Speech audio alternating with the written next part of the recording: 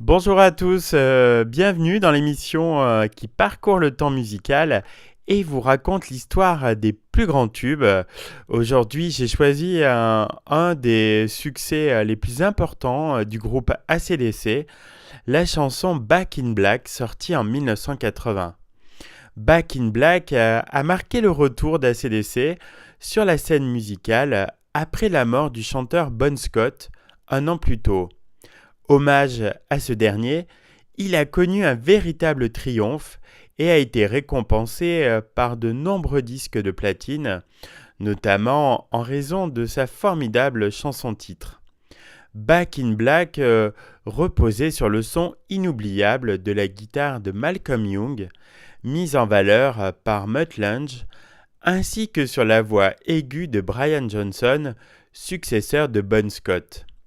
Les fans du groupe qui s'attendaient à une introspection mélodieuse ont immédiatement été rassurés. Back in Black était fait rare, une chanson tout à la fois entraînante et tonitruante. Près de 3 décennies plus tard, son influence reste difficile à évaluer. La plupart des groupes, à noter Charlie Bennant d'Anthrax, ont appris à jouer en l'écoutant. Les Beastie Boys l'ont samplé pour leur rock hard en 1985. Leur ingénieur du son, George Drakoulias, s'est souvenu que Rick, le producteur, l'avait fait écouter à Angus et Malcolm Young et qu'il n'en avait pas été bouleversé, simplement étonné. Ils avaient dit quelque chose du genre « Ah, c'est intéressant ».